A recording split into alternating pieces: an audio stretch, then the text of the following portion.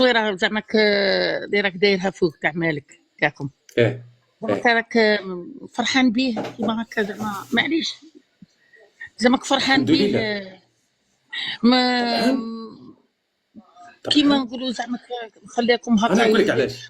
لا انا نقول واه لك علاش، باش قبل ما ندخل الحمد لله نفرح به، لانني كي نخرج لاقرب بقال ما ندير طابور على الحليب ولا على السكر ولا على حنا ما عدس، نديروش نلقى كل طابور، شيء حنا ما موجود. نديروش هذاك حاشاك. شغلك انت. شوف هذاك انت شغلك، انا نتكلم على نفسي.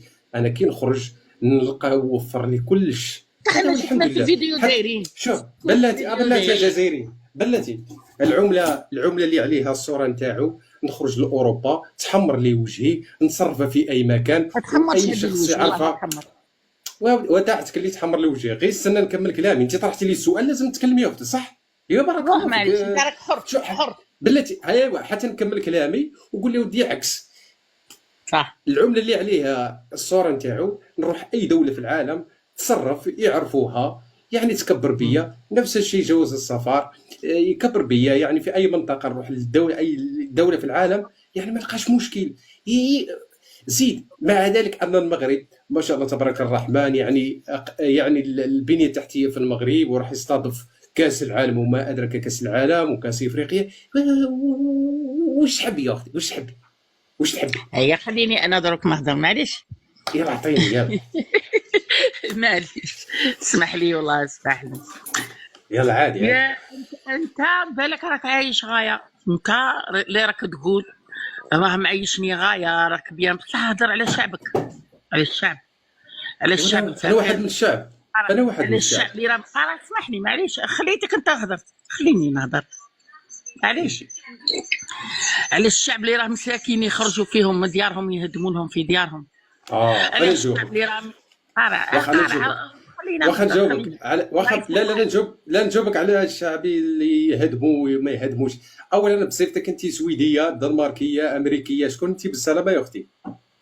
انا جزائريه حره. انا ما تسحب لي الجزائريه مره. على كل حال شوف يا اختي الكريمه، حره القضيه مانيش تاع واخا بلاتي، القضيه تاع يخرجوا في مغاربه وجاو الصوص، هذه هي الحكايه اللي تدور في الجزائر. يقولوا راه يخرجوا، يجيو اليهود يخرجوا مغاربه، يحبوا الطيور، يحبوا الارض نتاعهم. مغاربه هما اللي واخا راهم يشكوا. واخا ماشي ولكن انا نقول لك الحقيقه واش هي.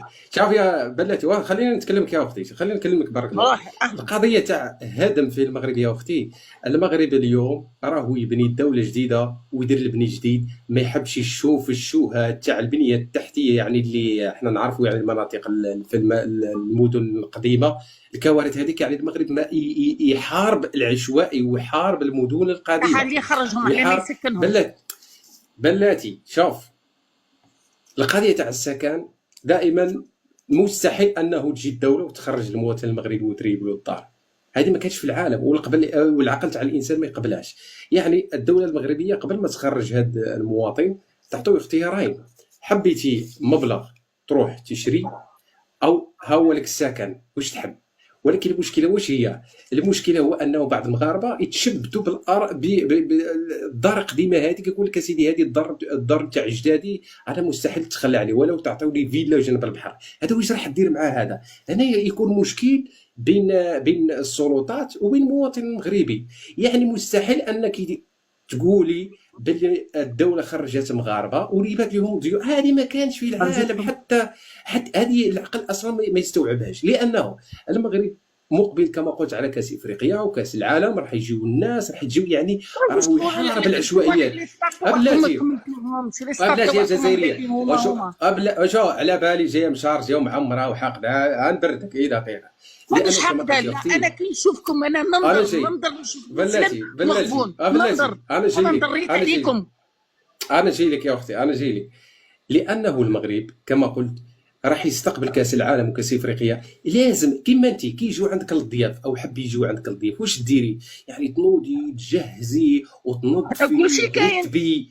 بلات عطيتك مثال، وما عطيتك مثال. انت كي يجوا عندك الضياف، يعني تنوضي تخبلي في دارك وتوجدي وكذا، لان راح يجوا عندك الضياف. نفس الشيء في المغرب. المغرب اليوم يعني يحارب العشوائيات، المنازل القديمه اللي قربت تريب يعني يريبها ويعاودها جديد. هذا شيء طبيعي جدا. المشكله المغرب راه نقول سيدي يبني في بلاده اوكي. المشكله انت عندك يا اختي عندك العشوائيه وعندك المباني تاع فرنسا مازال راهم رابوا في وهران. لا يخرجوا الناس، لا يا يعاودوا شفتها اعمار. شوف وهران. لا يعاود جيت الاعمار. وهران ولا ما جيتش؟ شوف انت ما عندك لا كاس العالم انا لا نعطيك، كاس اسمع. بلاتي يا اختي، انت ما عندك لا كاس العالم لا كاس افريقيا، وعندك التدرياب وعندك ما عنديش ترياب. القيفار. انا كون عندك نوري لك السكن تاع انايا. فرنسا راهو يريب على الناس، عندك انا السكنه ازقه تاعي، والشوارع اسمح لي، انا ما السكنه تاعي تخرج مجانا. كانها شوف دوله هاك فلسطينيه. في دوله فلسطين، انت عندك الدوله الفلسطينيه بعد المدن. هبطي مادام طلعتي حبيتي تنقصي بالمغرب انا نقص منك. لا وجيتي كانت لك في التصويره،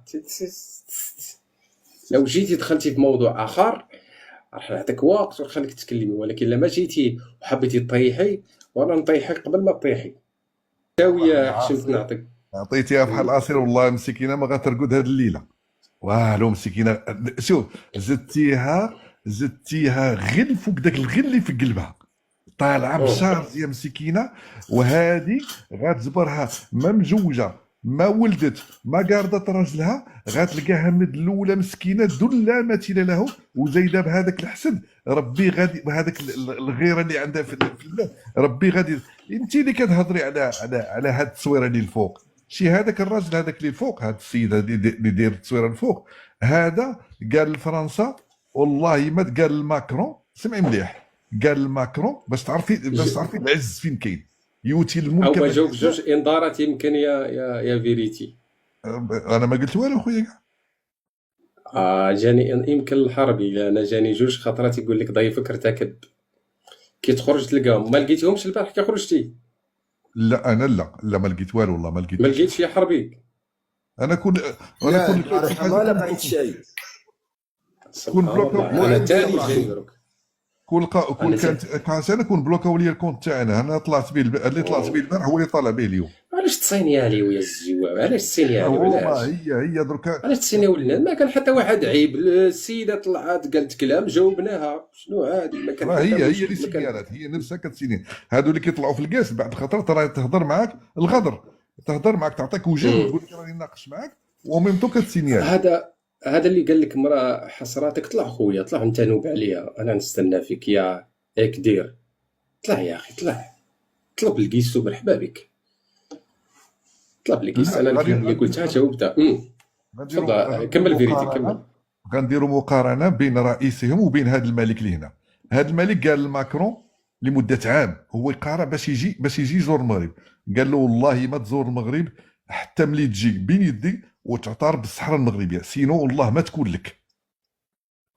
وقارع عليه عام هو يقارع، عام هو يتسنى. نقول لهم قارع باش يفهموا هما الدارجه عام. ومن بعد ملي جا اعترف بالصحراء المغربيه ورجع لبلاده. 116 تاع الصبليون عامين هو يقارع، قالوا والله ما تدخل المغرب، والله ما نحل لك الحدود وما نخلي لك والو حتى تعترف بالصحراء المغربيه.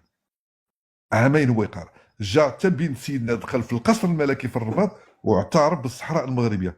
ترامب نفسه قال له باش ندير علاقات معاك ولا مع اي دوله اخرى حتى تعترف لي بالصحراء المغربيه. وترامب نفسه اعترف بالصحراء المغربيه.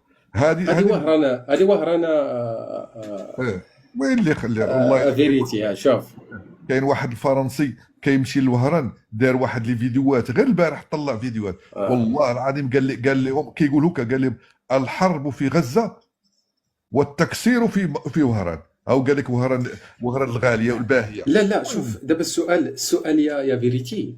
نقول مثلا المغرب يخرج في الناس، احنا على بالنا باللي قانون كيقول لك يا سيدي الا كانت واحد يعني هذا السكن القديم يشكل خطر على المواطنين، يعني يفرض على الدوله انها تتدخل. يعني الوسيله الوحيده هي تخرج المواطنين، راك فاهم، تخرج المواطنين تعوضهم حتى تصلح او تصلح. المهم هذا شيء يعني مفروغ منه. يعني من العيب انه تخلي الدوله المواطنين وتسقط عليهم المنازل القديمه. احنا نعرف يعني بعض الاماكن المدن بالاخص المدن القدام في مدينه قديمه مثلا في المغرب في كازا او في دائما تلقى البنين تاعها قديم، راك فاهم، يعني عنده الالاف السنين، يعني يحتاج للاعمار ويشكل خطر على المواطنين. يعني كل مره لازم تسمع يعني دار طاحت في بلاصه فلانيه، دار طاحت فيه بسبب اش. يعني دائما ذاك القلب تاع المدينه يكون يشرى في هذا المشكل. هذا شيء عادي، لان كيسمى البدايه تاع المدينه. يعني دائما لما تكون المدينه قديمه راح توصل القلب تاع البدايه تاع المدينه. راك فاهم؟ يعني هذا الشيء عادي. يعني شيء عادي. عطيتي واحد التفكير اخي منطقي قلتي ليها، ما كايناش في العالم، وهذه صحيح، ما كايناش في العالم كامل اللي تجي الدوله تريب لك دارك وما تعطيكش البديل. ما كايناش في العالم.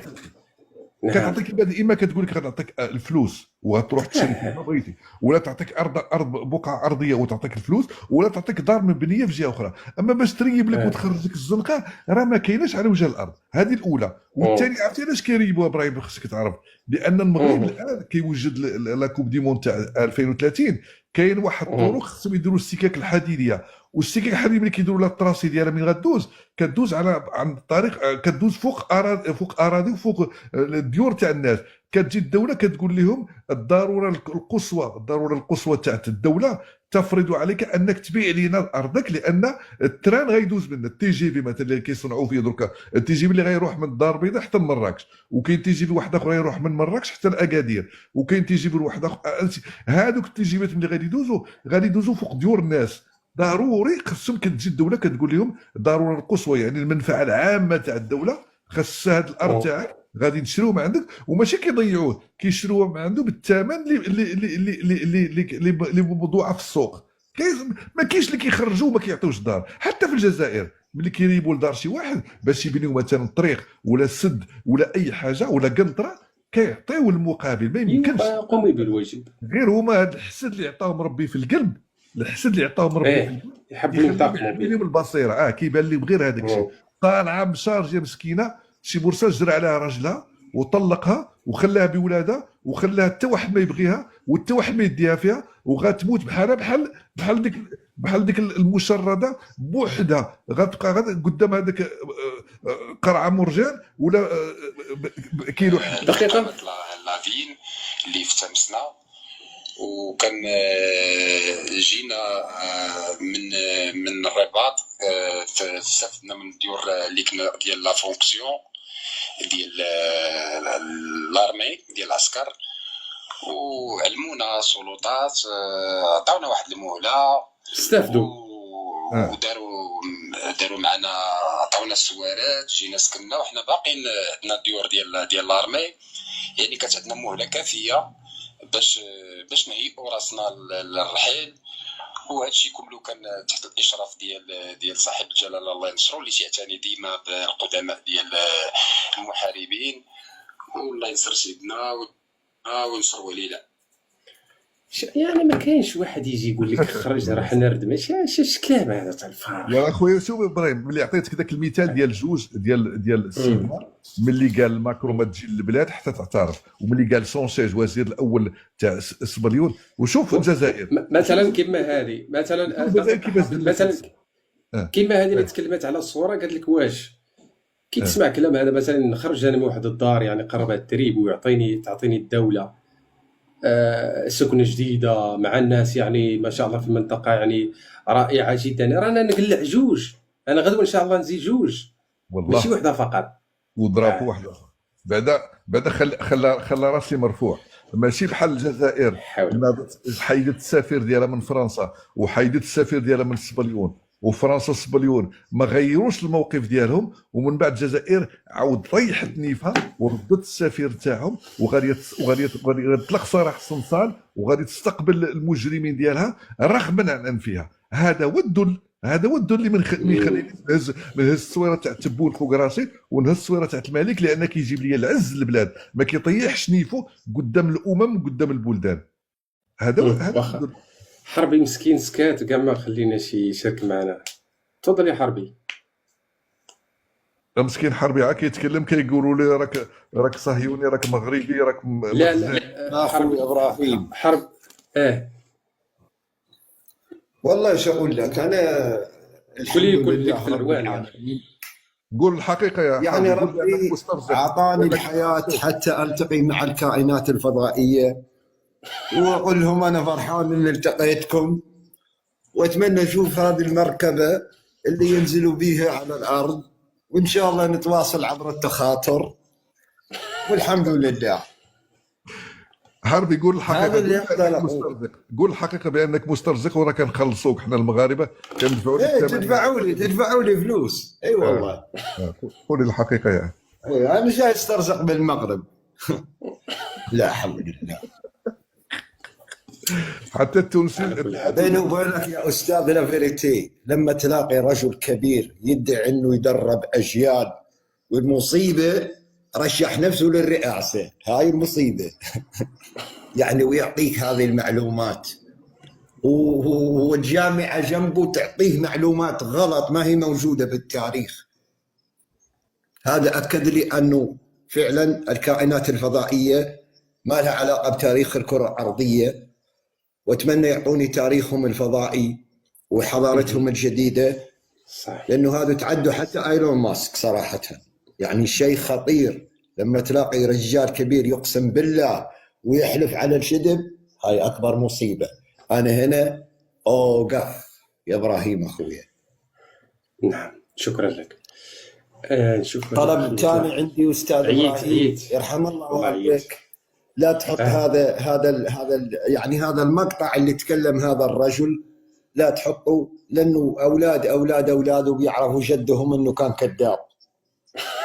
لا بالعكس، تشجيع. لا بالعكس والله لا، انا متفق معي. حطوا او كونترير، حطوا اخي، حط هذا والله العظيم انا غنفرقوا على نطاق واسع ونبارطاجي على نطاق واسع، لان والله العظيم هذا غادي يكون في الترند، هذا غادي يكون في الترند، وسورتو ملي بدا يحلف وبديتي تهضر معاه. حطوا يا اخي والله الا حطوا. هذا لا فيريتي عجبو يطلع الجزائري المعماريه.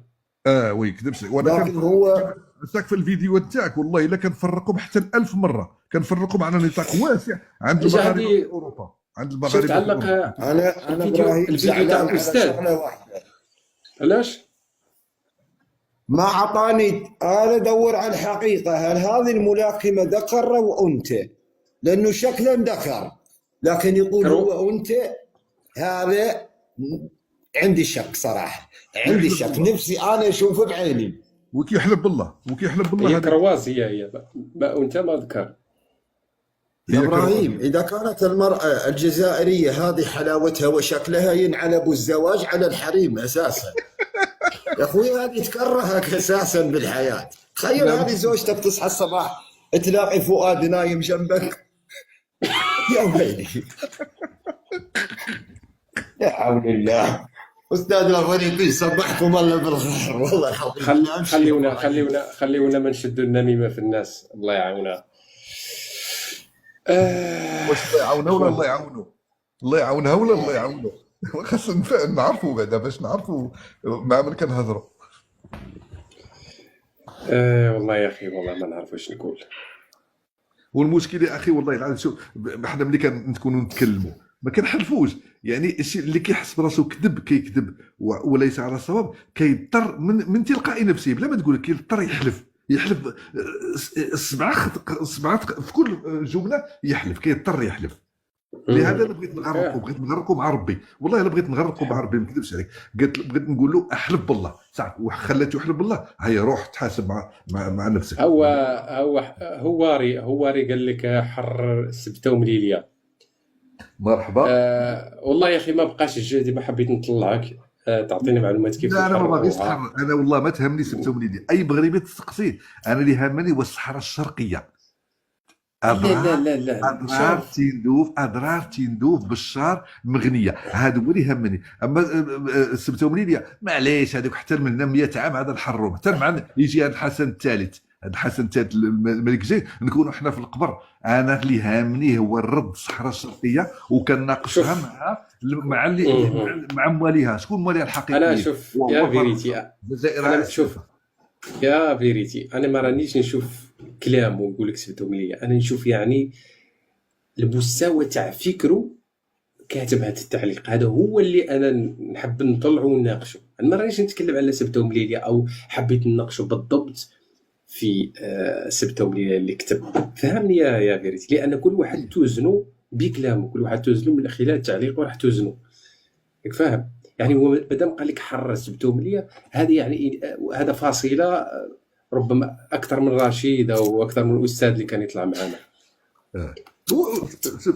سبتهم لي السوبريون وحدهم غادي يردوا علينا لانهم خاسرين خاسرين والله العظيم. راه عندهم ثقب مالي عندهم هاد السبت ملي كتقام عليهم غاليه وعايشين في على المغاربه وكتوكلهم وتشربهم السوبريون. معليش خلي انا اللي هامني الصحراء الشرقيه. فيريتي اخويا سالات لي حجره صافي والله عيني ضروني والله.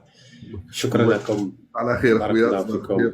وان شاء الله الاخ الجزائري يدير واحد الصلاه باش يطلب من ربي يغفر لي لان حلف على كذب. درويش مسكين درويش والله. انا الناس بحال هذوك يعني لا مزيان يحاولوا واحد ما يخرجش معاهم اللعيب. كاين مره يفاجئوا علينا والله. ما جبتش له كاع داك اللي غادي يحرجوا ما جبتش هذيك الكلمات هذيك ما جبتش معاه. بارك الله فيك. تهلا خويا. شكرا يا خويا هشام ربي يحفظك. يتصبحوا على خير. شكرا فيريتي. شكرا حربي. بارك الله فيكم اخوان اخوات. شكرا في امان الله. حياك الله استاذ لافيريتي. تصبحون على خير. تصبح على خير اخي الكريم. شكرا اصدقائي المتابعين او غير متابعين، اخوتي مغاربه حتى الجزائريين. راشد خويا او مازال معنا تقيم الله. الحمد لله ما قلناش فيك عيبه راشد لان خليتي بلاصتك نظيفه وشكرناك وشكرك الاخوان. شوف سبحانك رب العالمين كي تكون انسان نظيف تخلي مكانك نظيف والله كله يقول فيك خير. ولكن كتطلعوا تزبله كيما السيده هذيك اللي كنطلعها واش صورها واش صاري واش دخلك انت في الصاريتي زعما انت خلاص يعني انت راكي تعيشي في الدنمارك انت زعما في. على كل حال شكرا لكم بارك الله فيكم ربي يحفظكم. شكرا لكاع اللي ساهموا بارطاجاو وخلاونا تكباس وخليو الجرس اللي كيتحضروا معنا مره اخرى ان شاء الله. شكرا لكم. شكرا للجزائريين احرار الناس نضاف الناس الله يعمرها دار. شكرا لكم ونعتذر من الى سمعتم منا كلمه عيب. بارك الله فيكم. شكرا بارك الله فيكم. والسلام عليكم ورحمه الله تعالى